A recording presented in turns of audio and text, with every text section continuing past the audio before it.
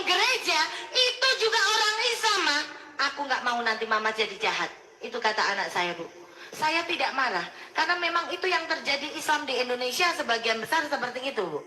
Coba saya katakan kepada anak saya namanya Noni, nih, Mama dulu juga beranggapan seperti itu. Tapi itu di Indonesia. Yuk kita lihat di Amerika. Di Amerika sana banyak gerombolan-gerombolan perampok. Di survei nggak ada satupun orang Islamnya. Di Thailand sana banyak pelacur-pelacur jalanan. Di survei juga nggak ada orang Islamnya. Di Indonesia 99% rata-rata pembantu rumah tangga itu orang Islam. Tapi kita lihat di Mesir 100% majikan di Mesir itu orang Islam. Iya ya, Ma. Nah, tapi kenapa, Ma? Orang Islam itu kalau masuk masjid kok dadak copot sendal sepatu barang ngopo?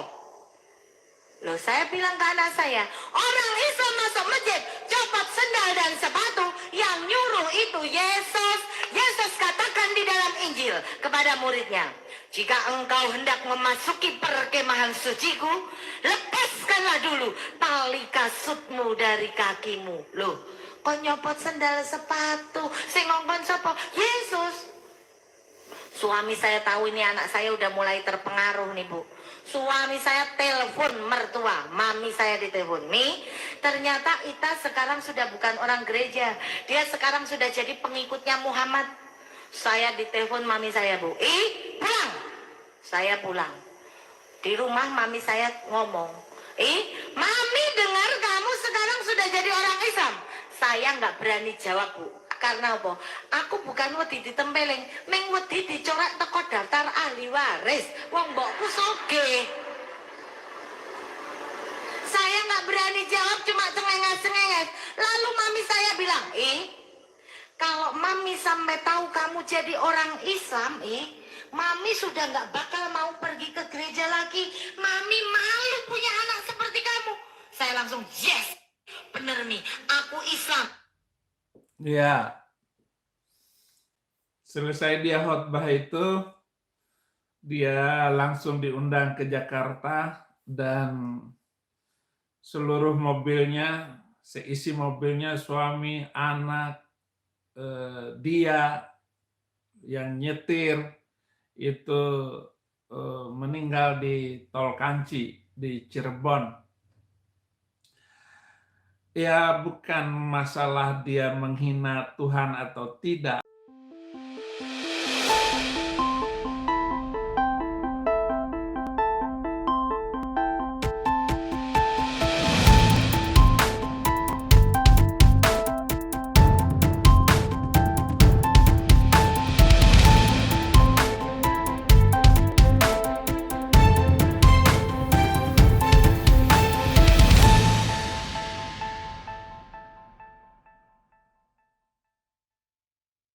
Shalom Bapak Ibu Saudara, yang dikasihi Tuhan Yesus, Kristus ketemu kembali kita di channel Gereja YouTube, dengan saya di sini Abdullah yang rindu melayani Tuhan dan masih belajar lagi tentang kekristenan dan masih mau lagi dimuridkan di Gereja YouTube ini dengan studi pengajaran kekristenan. Gimana kabarnya Bapak Ibu? Harapan dan doa dari saya semoga Bapak, Ibu dilimpahi damai sejahtera dan sukacita oleh Roh Kudus senantiasa di dalam hati dan kehidupan saudara semua. Bapak Ibu Saudara yang kekasih, mohon maaf kalau bahasa Malaysia saya masih melekat dalam nadanya, karena saya tidak bisa mengubahnya. Tapi saya percaya ketika saya tinggal di Indonesia dan dimuridkan di gereja YouTube ini saya pasti bisa dan terus belajar. Karena kemarin di kolom komentar banyak sekali yang komentar soal nada dan notasi suara saya minta maaf, tapi jujur dari lubuk paling dalam saya mau melayani Tuhan Yesus, saya mau jadi dampak. Saya mau di next level dan dipakai buat banyak orang, dan jiwa-jiwa dimenangkan.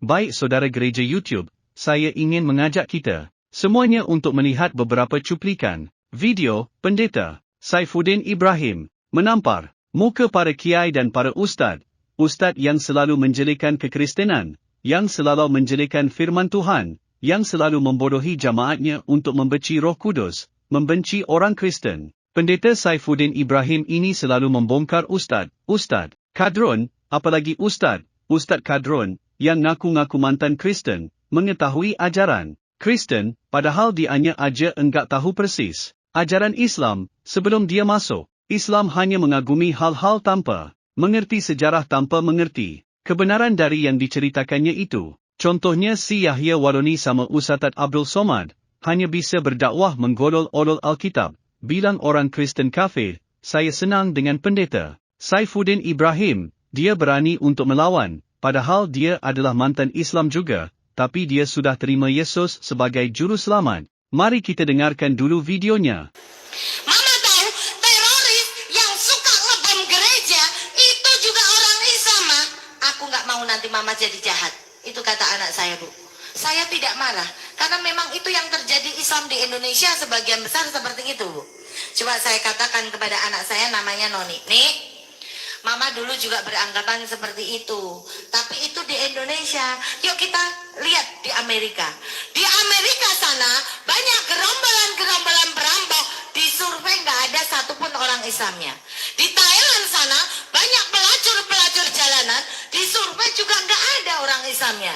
Di Indonesia 99% rata-rata pembantu rumah tangga itu orang Islam. Tapi kita lihat di Mesir. Di Mesir 100% majikan di Mesir itu orang Islam. Iya ya, Ma. Nah, tapi kenapa, Ma? Orang Islam itu kalau masuk masjid kok dadak copot sendal sepatu barang ngopo? Loh, saya bilang ke anak saya, orang Islam masuk masjid copot sendal dan sepatu, yang nyuruh itu Yesus. Yesus katakan di dalam Injil kepada muridnya, jika engkau hendak memasuki perkemahan suciku, lepaskanlah dulu tali kasutmu dari kakimu. Loh, kok nyopot sendal sepatu? Sing ngongkon sapa? Yesus. Suami saya tahu ini anak saya udah mulai terpengaruh nih, Bu. Suami saya telepon mertua, mami saya ditelepon. Mi, ternyata Ita sekarang sudah bukan orang gereja. Dia sekarang sudah jadi pengikutnya Muhammad. Saya ditelepon mami saya, Bu. Pulang. Saya pulang. Di rumah mami saya ngomong, mami dengar kamu sekarang sudah jadi orang Islam. Saya nggak berani jawab, Bu. Karena apa? Aku bukan wedi ditempeleng, meng wedi dicoret teko daftar ahli waris. Wong mbokku soge. Saya nggak berani jawab, cuma cengenges-cengenges. Lalu mami saya bilang, kalau mami sampai tahu kamu jadi orang Islam, mami sudah nggak bakal mau pergi ke gereja lagi. Mami malu punya anak seperti kamu. Saya langsung, yes, bener Mi, aku Islam. Ya, selesai dia khotbah itu, dia langsung diundang ke Jakarta dan seluruh mobilnya, seisi mobilnya suami, anak, dia yang nyetir itu meninggal di Tol Kanci di Cirebon. Ya, bukan masalah dia menghina Tuhan atau tidak, tetapi dia sudah keterlaluan orang-orang ini karena menantang Tuhan yang hidup. Nah, makanya di bagian ini, saudara-saudara, saya bilang bahwa judul yang saya bikin tadi, bangsa ini sudah tertutup panca inderanya. Demikian juga orang-orang yang saudara-saudara, mereka yang mu'alaf, hampir memiliki watak yang sama semuanya. Mereka ini mempermainkan Tuhan. Karena Yesus itu Tuhan yang benar, Raja Juru Selamat yang benar, yang harus ditakuti dan diwaspadai oleh setiap orang. Orang Islam juga begitu. Jadi banyak yang mengolok-olok kekristenan. Saya mengolok-olok, bukan saya lempar gerejanya. Tapi cara Tuhan yang pertama, orang itu diambil, dibuat bertobat, seperti saya. Tapi ada orang yang mengolok-olok Tuhan Yesus, ia diselesaikan hidupnya. Dan yang ketiga, dibiarin saja, tetapi dibuat dalam keadaan susah terus dan menderita. Ini orang-orang yang saya lihat, 3 kelompok. Jadi itu sebabnya orang Kristen tidak punya alasan untuk marah terhadap mereka ini. Kita, Alkitab kita ini hebatnya ini Alkitab. Biarkan itu urusan Tuhan. Kamu nggak usah sakit hati. Yang ada kita ampunin, kita ampuni. Kita ampuni Agustan, kita ampuni Kainama. Tapi kan sudah menghina agama kita, keyakinan kita, menghina Tuhan Yesus Kristus. Lah yang sakit kan Tuhan Yesus, biarin aja. Kamu jangan sakit hati. Kita tetap memaafkan dan mengampuni orang itu. Kita tetap mengasihi Tuhan dan mengasihi sesama manusia. Dia kan masih manusia. Maafkan. Jadi tidak ada rasa sakit hati kita karena mereka menghina agama kita, menghina Tuhan Yesus kita, dan menghina salib. Tidak perlu marah. Lah kalau saya mengulang-ulang nama Abdul Somad yang menghina salib, bahwa di salib ada jin kafir, itu kan untuk mengambil napas dalam setiap siaran saya, dalam setiap khutbah saya, supaya saya bisa tersinggung dalam tanda petik. Bukan untuk marah, memaafkan Abdul Somad. Memaafkan Yusuf Kala yang telah menangkap saya. Hakim-hakim yang sudah menangkap saya dan menjatuhkan hukuman di luar daripada sewajarnya. Memang tuntutannya 6 tahun. Saya divonis 4 tahun. Tapi rata-rata orang yang penistaan agama itu hanya 2 tahun. Sekarang MKC dituntut 10 tahun, divonis 10 tahun. Akhirnya banding 6 tahun, naik kasasi lagi pengacaranya, ditambah 2 tahun, jadi 8 tahun. Hanya karena ngomong seperti itu. Jadi mulai dari atasnya pemimpin bangsa ini, panca inderanya sudah tertutup semua. Yesaya 29 ayat 11-13. Maka bagimu penglihatan dari semuanya itu seperti isi sebuah kitab yang termaterai. Apabila itu diberikan kepada orang yang tahu membaca, dengan mengatakan, baiklah baca ini, maka ia akan menjawab, aku tidak dapat sebab kitab ini termaterai. Dan apabila kitab itu diberikan kepada seorang yang tidak dapat membaca dengan mengatakan, baiklah baca ini, maka ia akan menjawab, aku tidak dapat membaca. Tidak dapat membaca ya karena nggak mau membaca, nggak mau membuka matanya, nggak mau membuka hatinya, nggak mau membuka lagi telinganya. Bukan nggak bisa membaca, nggak mau membaca. Lalu mengatakan, saya nggak mau baca, saya tidak bisa membaca, katanya. Dan Tuhan telah berfirman oleh kalam bangsa ini, datang mendekat dengan mulutnya dan memuliakan aku dengan bibirnya, padahal hatinya menjauh daripadaku. Dan ibadahnya kepadaku hanyalah ibadah perintah manusia yang dihafalkan. Model seperti inilah bangsa,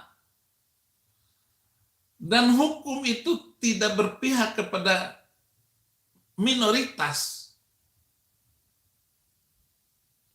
Mereka selalu mengatakan kami ini toleran, agama kami indah, agama kami ini bagus dan luar biasa. Yesaya 44 ayat 18, orang seperti itu tidak mengetahui apa-apa dan tidak mengerti apa-apa, sebab matanya mereka tertutup sehingga tidak dapat melihat, dan hatinya tertutup juga sehingga tidak dapat memahami.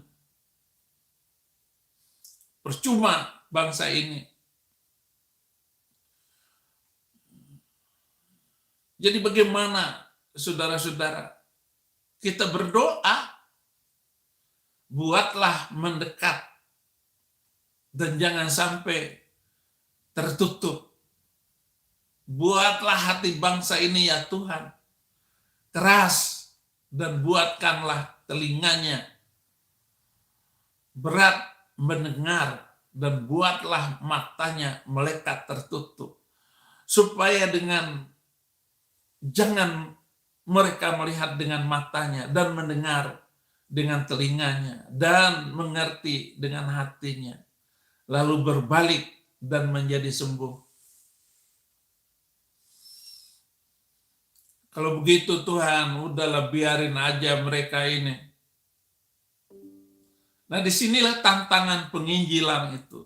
Tantangan bagi setiap kita untuk menjadi saksi Kristus. Kapan dan dimanapun. Jadi firman Tuhan tadi, seolah-olah kita berdoa kepada Tuhan supaya biarin aja hamba-hamba Tuhan, para nabi, para gembala, para penginjil sudah putus asa.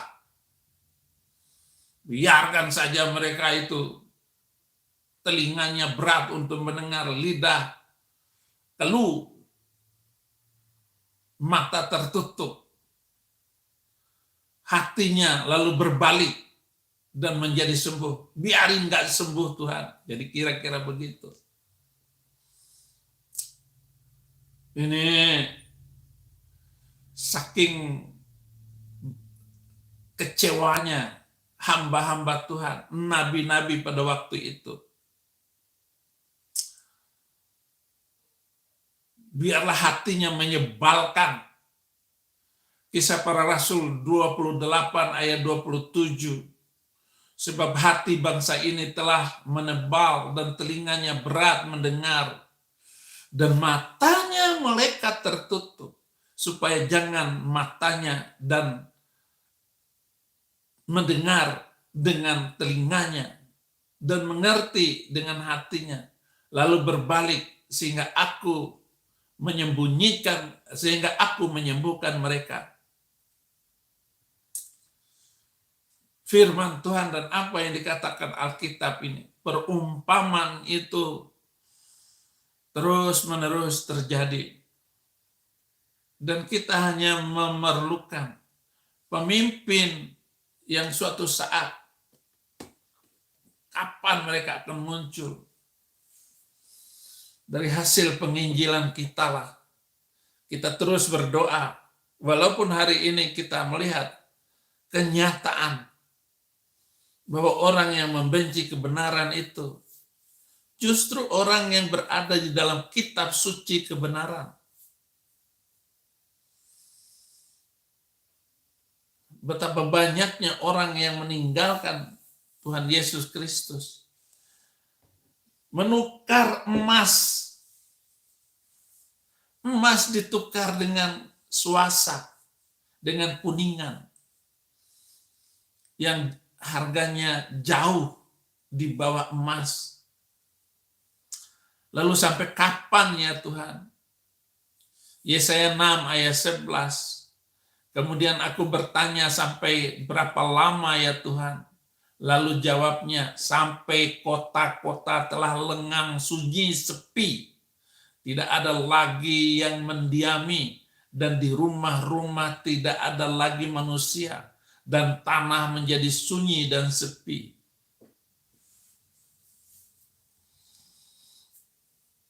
Itu jawab Tuhan. Maka porak-porandalah bangsa waktu itu, saudara-saudara. Mungkin inilah sebagai jawaban. Sekarang banyak juga orang Yahudi yang meninggalkan rumahnya karena peperangan yang diserang oleh Hamas ini. Ya mungkin itu ketakutan-ketakutan. Karena berapa ribu orang yang sudah jadi korban. Nah, sekarang Israel menutup itu Hamas agar pemimpinnya mempertanggungjawabkan serangan 10 Oktober tahun lalu. Mari kita ajak hati nurani kita melihat lebih jernih. Saya bacakan apa kata Tuhan, pergilah kepada bangsa ini dan katakanlah, kamu akan mendengar dan mendengar, namun tidak mengerti. Kamu akan melihat dan melihat, namun tidak menanggap. Tidak ada cara yang terbaik bagi kita untuk berada di tengah mayoritas. Pergi, biar mereka mendengar. Terus ucapkan, talkinkan kebenaran itu. Talkinkan itu, bisikin di kupingnya. Hanya Yesus Tuhan dan Juru Selamat. Itu talkinkan. Di dalam agama saya yang dulu itu, orang NU, ya, kalau meninggal itu, talkinkan apa? La ilaha illallah Muhammadur Rasulullah. Tiada Tuhan selain Allah. Muhammad utusan Allah. Itu talkinkan. Tetapi istilah yang saya pakai, saya gunakan talkin itu untuk mereka sendiri yang masih hidup, tetapi sesungguhnya mereka itu sudah mati. Mereka sendiri keliling kemana-mana dengan pakaian dan baju yang bagus, ke mall, pakaiannya yang indah. Tapi sesungguhnya mereka pakai kain kafan. Rumah mereka bagus, tetapi kuburan. Di luarnya dilabur, tetapi isinya tulang belulang. Terburu nafsu. Bagaimana mau berdoa? Yesaya 22 ayat 4-7. Hati orang-orang yang terburu nafsu akan tahu menimbang-nimbang.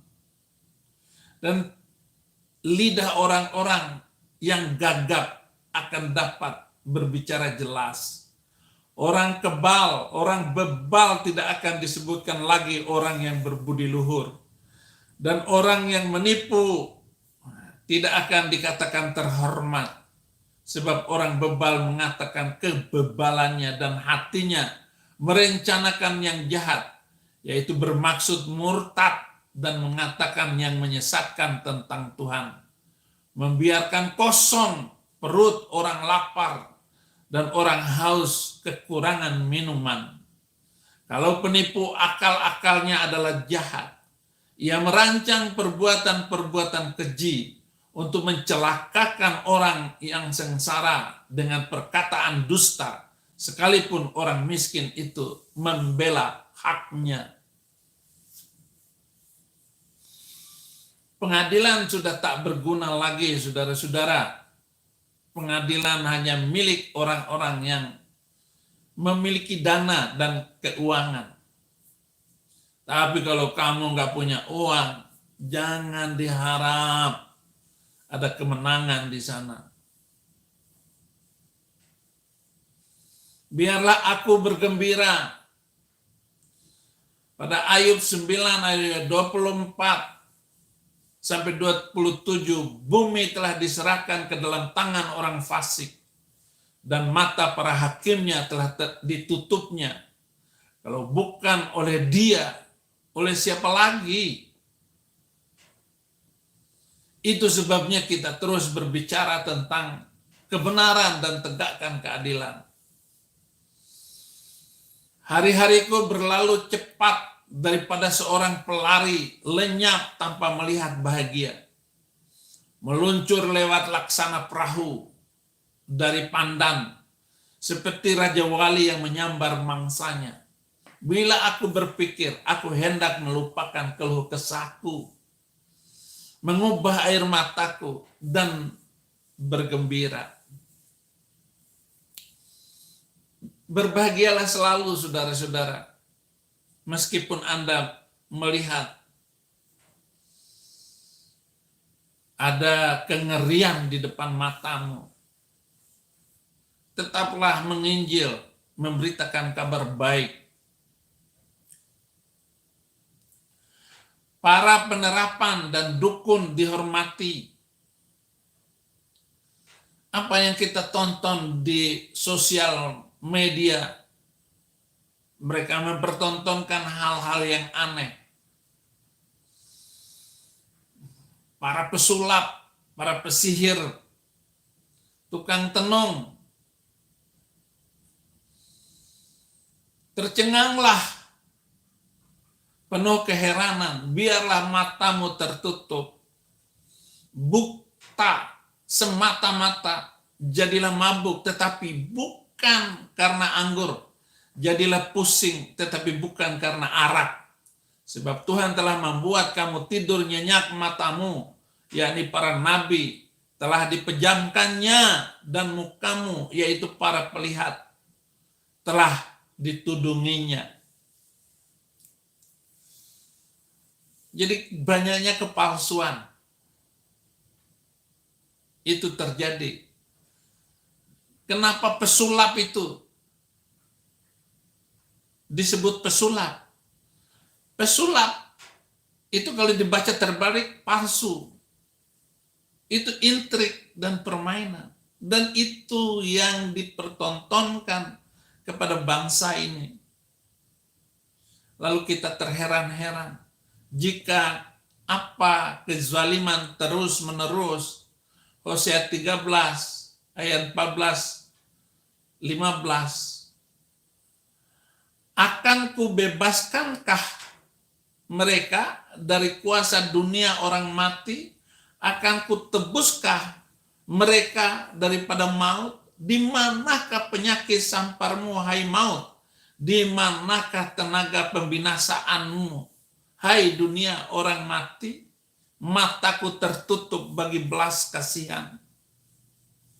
Sekalipun ia tumbuh subur di antara rumput-rumput, maka angin timur, angin Tuhan akan datang, bertiup dari padang gurun, mengeringkan sumber-sumbernya, dan merusakkan mata-mata airnya, dirampasnya harta benda, segala barang yang indah-indah. Saudara-saudara, jika dulu sihir itu terus, maka sekarang dipertontonkan, diperlihatkan. Seorang yang bernama Simon telah sejak dahulu melakukan sihir di kota itu dan mentakjubkan rakyat Samaria, serta berlagak seolah-olah ia seorang yang sangat penting. Tidak kurang juga zaman sekarang ini. Mereka sudah tidak merasa lagi. Mereka bergembira dengan kesedihan orang. Dan mereka mengatakan bahwa kesedihan mereka adalah berkat bagi kita. Tuhan membuat hati Fir'aun menjadi keras, saudara-saudara. Sehingga terjadi malapetaka terus atas bangsa itu. Bukan saja zaman itu. Sudah 3.000 tahun yang lalu pada zaman Musa. Keluaran 7 ayat 11 dan 13. Kemudian Fir'aun pun memanggil orang-orang berilmu dan ahli-ahli sihir. Dan mereka pun ahli-ahli Mesir itu membuat yang demikian juga dengan ilmu mantra mereka. Masing-masing mereka melemparkan tongkatnya dan tongkat-tongkat itu menjadi ular, tetapi tongkat Harun menelan tongkat-tongkat mereka itu. Tetapi hati Fir'aun berkeras sehingga tidak mau mendengarkan mereka keduanya seperti yang telah difirmankan Tuhan. Jangan sampai juga pemimpin ini berkeras hati untuk melakukan hal-hal yang curang. Ataupun yang melakukan kecurangan, menuduh orang lain curang. Itu juga adalah mengerikan di dalam sejarah manusia. Saya nggak tahu apa hasil dari hasil rohani terawangan orang-orang para nabi terhadap kasus Indonesia ini. Kita nggak tahu, saya nggak tahu persis. Apakah semakin banyak malapetaka yang terjadi atas bangsa ini? Demikian firman Tuhan, Wahyu 22 ayat 16. Aku, Yesus, telah mengutus malaikatku untuk memberi kesaksian tentang semuanya ini kepadamu bagi jemaat-jemaat. Aku adalah Tunas, yaitu keturunan Daud, bintang timur yang gilang gemilang. Nilai rohaninya itu agar kita semua ada di dalam hadirat Tuhan, selalu memberikan hidup ini kepada Tuhan. Abi aneh ini, khutbah Abi ini sepertinya mengerikan. Tidak. Bagi setiap hamba Tuhan harus berbicara apa adanya, bukan ada apanya. Aku akan mendekati kamu untuk menghakimi dan akan segera menjadi saksi hidup. Tukang-tukang sihir, orang-orang berzina, dan orang-orang yang bersumpah dusta, dan terhadap orang-orang yang menindas orang upahan, janda dan anak piatu, dan yang mendesak ke samping orang-orang asing dengan tidak takut kepadaku, firman Tuhan semesta alam.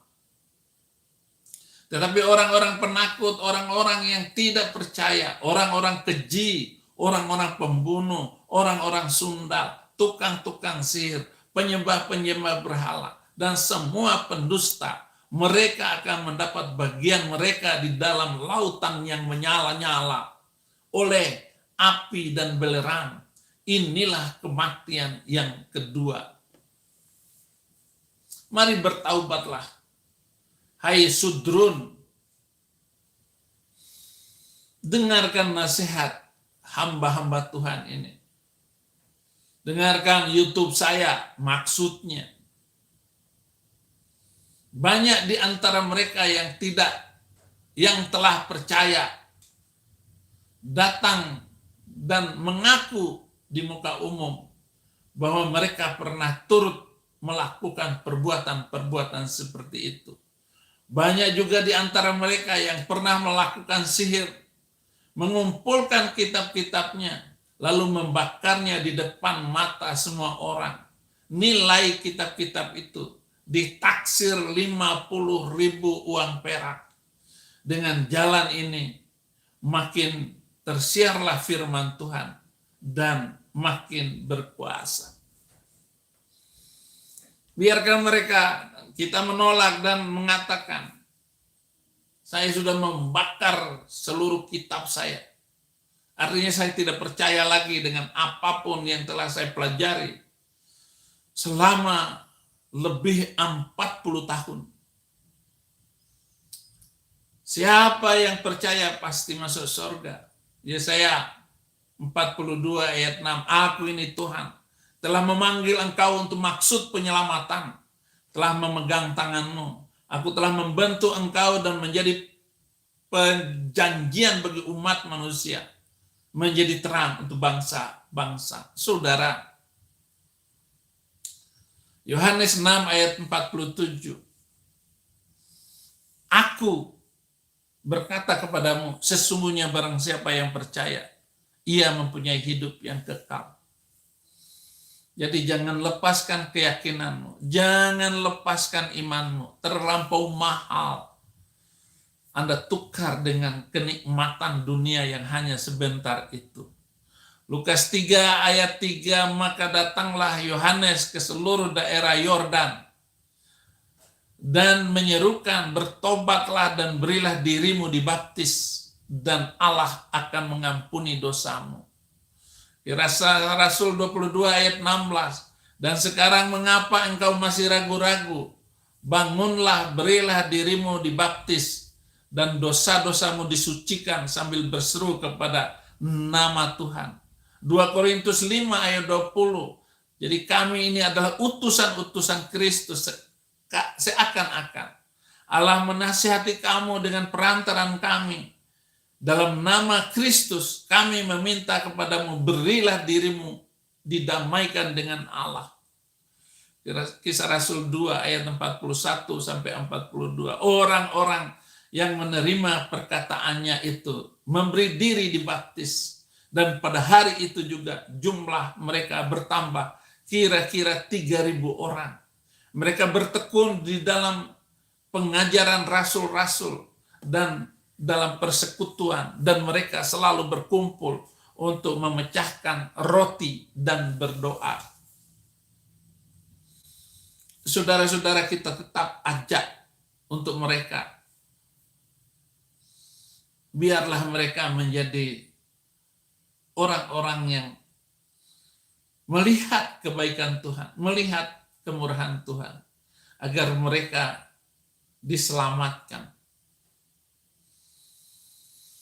Jangan biarkan orang-orang yang benar terlunta-lunta. Tapi bagaimana selalu kita memberikan dukungan dan doa. Mari kita berdoa. Bapa Surgawi, terima kasih untuk apa yang kami renungkan malam hari ini, pagi ataupun siang hari ini. Biarlah terjadi hal-hal yang luar biasa itu. Sebab mukjizat-Mu masih terjadi. Hamba berdoa agar mereka dilapangkan, diluaskan berkat-Nya, dimudahkan. Skim tadi video yang bisa saya sampaikan. Bagikan video ini kepada saudara dan rekan-rekan kita di grup WhatsApp dan di media sosial kita, agar banyak jiwa lagi hadir untuk dekat kepada Tuhan, agar mereka diselamatkan. Yesus yang Maha Besar dan Maha Dahsyat. Skim pujian yang sudah kita naikkan bersama dengan gereja YouTube. Jika anda percaya, ayo coba ketiklah, katakan Yesus Maha Besar, Yesus Maha Besar, bagi setiap saudara sahabat gereja YouTube di manapun anda menyaksikan program ini, baik secara live maupun siaran ulangnya. Kiranya pengharapan kita kepada Yesus tak akan pernah goyah, sekali Yesus tetap Yesus sampai selama-lamanya. Jika saudara diberkati dengan video ini, jangan lupa untuk anda share kepada teman-teman saudara dan juga pencet like-nya, jempolnya, serta komen yang baik, dan jangan lupa subscribe YouTube channel Gereja YouTube. Demikian video ini. Saya Abdullah yang percaya Tuhan Yesus adalah juru selamat manusia. Terima kasih, Tuhan Yesus memberkati. 10.000. Perpekaan, puji Tuhan kita dapat menjadi dampak, menjadi bagian pembagian Alkitab gratis. Saudara gereja YouTube mau enggak ambil bagian dalam program membagikan 1 juta Alkitab gratis di Indonesia? Saya percaya pasti mau. Dari gereja YouTube buat gerakan membagikan 1 juta Alkitab ke seluruh pelosok Indonesia. Pasti saudara mau satu Indonesia faham Alkitab. Kita punya sebuah program membagikan 1 juta Alkitab gratis di Indonesia. Yap, jadikan Indonesia dengan membagikan Alkitab, membagikan kabar baik, dan pastinya kita mau membagikan Alkitab dengan bentuk fisik. Nah ini, kalau kita bersama-sama dukung ini bisa bergandengan tangan, kita gunakan channel Gereja YouTube untuk terus bergerak maju dan berdampak mewujudkannya bersama. Misinya apa? Kita ingin mencetak 1 juta orang yang hafal dan haus akan firman Tuhan yaitu melalui Alkitab gratis. Nah, kalau ini bisa terjadi 1 juta penduduk Kristen Indonesia bisa membaca Alkitab, maka kalikan 10. Maka 10 juta orang akan membaca Alkitab, membaca firman Tuhan. Dengan itu, ini tidak akan terwujud kalau tidak dengan cara bergandengan tangan. Saudara-saudara gereja YouTube, kita gunakan channel gereja YouTube untuk terus berdampak dan melayani lebih lagi. Dukung program ini, agar kita bisa membagikan 1 juta Alkitab gratis di Indonesia dengan cukup sisihkan Rp10,000 per pekan. Puji Tuhan kita dapat berbagi, berdampak memuliakan nama Tuhan Yesus. Yak ikutan detailnya ada di kolom deskripsi atau bisa melalui rekening gereja YouTube, yang dinaungin atas nama Yayasan Cipta Pelita nomor bank BRI, 04210034205666, dengan menulis P8, artinya program ke-8 gereja YouTube. Mungkin itu pengumuman kali ini. Saya Abdullah dan semua tim pelayanan di gereja YouTube dan Yayasan Cipta Pelita mengucapkan banyak terima kasih. Tuhan Yesus memberkati.